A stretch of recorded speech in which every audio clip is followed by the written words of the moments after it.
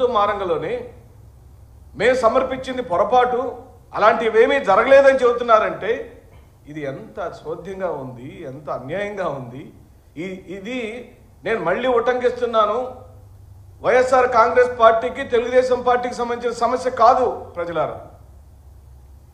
చంద్రబాబు నాయుడు గారి కుటుంబానికి, వైఎస్ఆర్ గారి కుటుంబానికి సంబంధించిన అంశం ఏమాత్రం కాదు.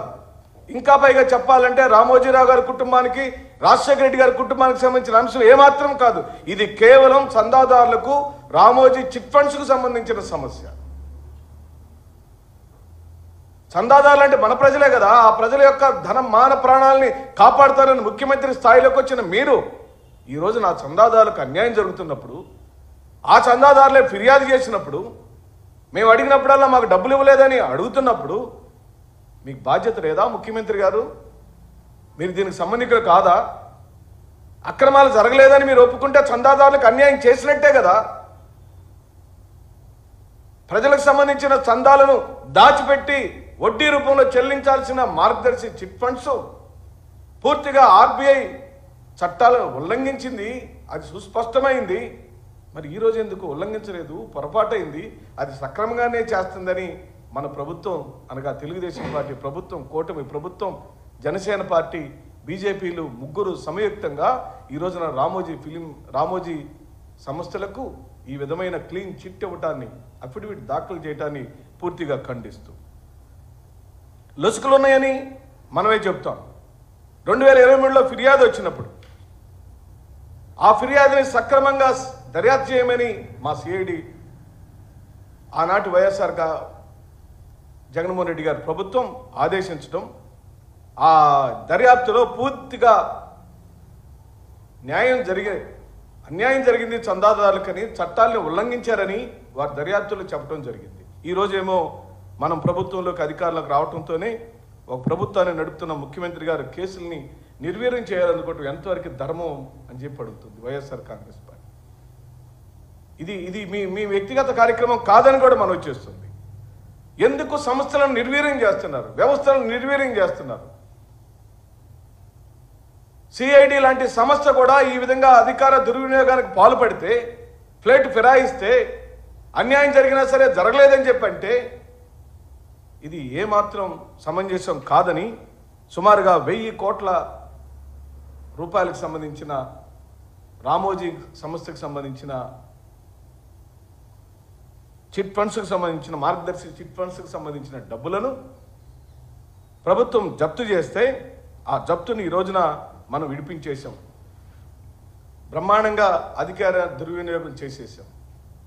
అంటే ప్రజలు ఏమైనా కానివ్వండి, ప్రజల చందాలు ఎటన్నా పోనివ్వండి, ప్రజలకు చెల్లించాల్సిన డబ్బులు రానివ్వపోండి, కానీ రామోజీరావు గారికి కుటుంబానికి మాత్రం మేలు జరగాలనే దురుద్దేశంతో ఇలా జరుగుతుందని, మరి ఇంత బరితెగింపుగా పొరపాటు అనే పదాన్ని వాడారంటే, మౌఖికంగా రాతపూర్వకంగా మేము తీసుకున్న ప్రతి అంశాలు తప్పని ఒప్పుకుంటున్నారంటే ఏ స్థాయిలోకి సంస్థలను మనం దిగజార్చామో ఈ రోజున ఇది మళ్ళీ ఈ చెబుతున్న మాటలేవి కూడా మౌఖికంగా కానీ రాతపూర్వకంగా కానీ తీసుకున్న ఏ అంశాలు కరెక్ట్ కాదు, అది పొరపాటు అని సిఐడి సంస్థ అఫిడవిట్ దాఖలు చేసిందంటే రికార్డెడ్గా సిఐడి సంస్థ యొక్క స్థాయిని, వాళ్ళ క్రెడిబిలిటీని తగ్గించుకున్నారని ఈ సందర్భంగా నేను మనవి చేస్తూ, మాకు కక్ష సాధింపే లేదు.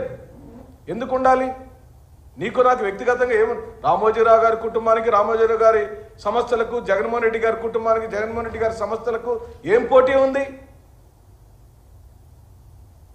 నువ్వు పూర్తిగా తెలుగుదేశం పార్టీకి కొమ్ముగాస్తున్నావని, తెలుగుదేశం పార్టీకి సంబంధించిన నాయకత్వాలను కాపాడుకోవటం కోసం నువ్వు ఏ స్థాయికైనా దిగజారుతావనేది ఈ రోజున మార్గదర్శి చిట్ ఫండ్స్లో చంద్రబాబు నాయుడు గారు నిరూపించుకున్నారని, చంద్రబాబు నాయుడు గారిని ముఖ్యమంత్రిని చేసుకోవడం ద్వారా మార్గదర్శి చిట్ ఫండ్స్కు ఏం న్యాయం జరుగుతుందో అని మేము అనుకున్నామో, మేము చెప్పామో, ఈ రోజున మీరు అధికారంలోకి వచ్చిన వెంటనే మీరు అది నిరూపించుకున్నారని సందర్భంగా నేను మనవి చేస్తూ, ఇది పోనీ ఫిర్యాదు ఒక్క సబ్ రిజిస్ట్రార్ గారు తాగిందా? చందాదారులే కంప్లైంట్ ఇచ్చారు. ప్రియమిత్రులారా, నేను డబ్బులు దాచిపెట్టుకున్నానండి, నా డబ్బులు తిరిగి ఇవ్వట్లేదు, నాకు అవసరమైనప్పుడు నా డబ్బులు నాకు వెనక్కి ఇవ్వటం లేదు, నాకు వడ్డీగా చెల్లించాల్సిన డబ్బులు ఇవ్వటం లేదు,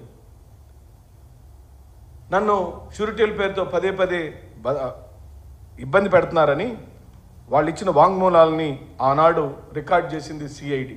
అంటే ఆ రోజు చేసిన ఇన్వెస్టిగేషన్ అంతా, దర్యాప్తు అంతా చెత్త అని సిఐడి ఒప్పుకుంటుంది. అంటే ఈ రోజున ప్రభుత్వం మారటంతోనే మనవాడు కనుక నేరం చేసి ఉంటే, వాడు ఒక మర్డర్ చేసినా, లేదా దోచుకున్నా, బ్యాంకు దోపిడీ చేసినా, లేకపోతే ఇంకోటి ఏదైనా చేసినా, వాడు మనవాడైతే రేపు ప్రభుత్వం రావడంతోనే మనం వాడిని కాపాడాలి.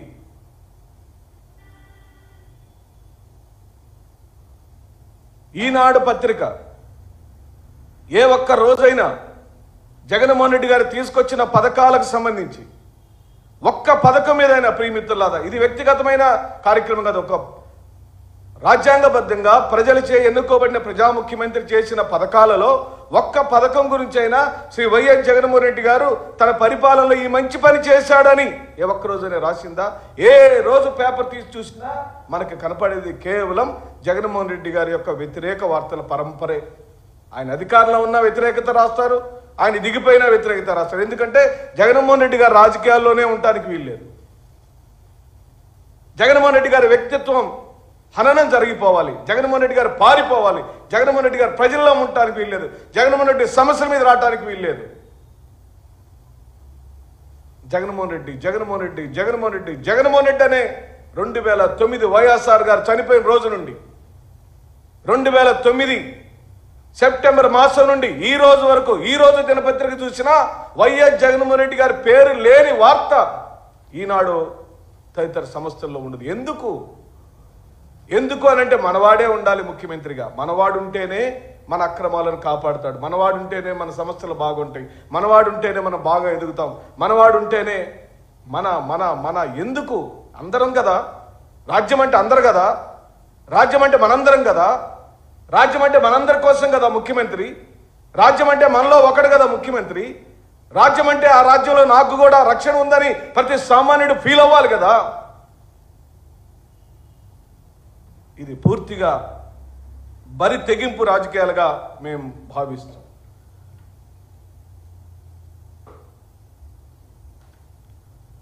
అందుకే మేము మరొకసారి నేను పూర్తిగా తెలుగుదేశం పార్టీ శ్రేణులకు, తెలుగుదేశం పార్టీ నాయకత్వాలకు, రాష్ట్ర ముఖ్యమంత్రి గారికి మేము మనవి చేస్తున్నాం.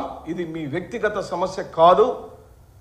జగన్మోహన్ రెడ్డి గారిని దృష్టిలో పెట్టుకొని మీరు మార్గదర్శి చిట్స్కు సంబంధించిన కేసుని నిర్వీర్యం చేస్తే, మీకు అనుకూలంగా పనిచేశాడు కాబట్టి, మీరు అధికారంలోకి రావడానికి జగన్మోహన్ రెడ్డి గారి మీద పుంకాలుగా ఆర్టికల్స్ రాశాడు కాబట్టి ఆయన యొక్క అన్యాయాలను మీరు న్యాయంగా మార్చాలని ప్రయత్నం చేస్తే, మీరు చందాదారులకు తీవ్రమైన అన్యాయం చేసిన వారిగా చరిత్రలో నిలిచిపోతారని చెబుతూ